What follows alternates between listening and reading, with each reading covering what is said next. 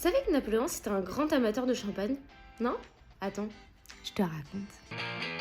Bon, Napoléon Bonaparte, déjà, on est d'accord, c'est le général qui est devenu empereur. Il faut savoir que c'était un énorme amateur de champagne. Et il en buvait surtout pour célébrer ses victoires ou oublier ses défaites. C'est pour ça qu'une de ses citations les plus célèbres, c'est « Je ne peux pas vivre sans champagne. En cas de victoire, je le mérite.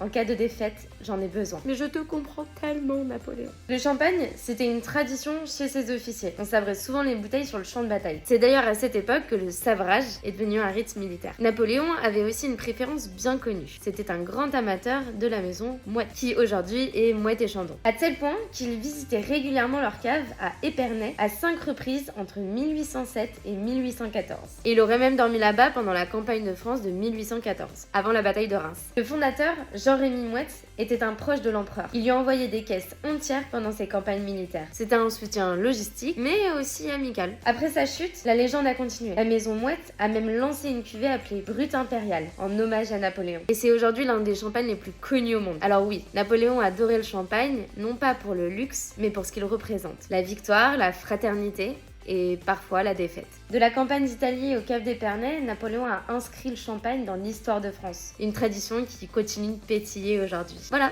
maintenant tu sais pourquoi Napoléon et le champagne, c'est une affaire impériale. Oui, j'ai adoré mes jeux de mots pendant cette vidéo. Allez, à plus!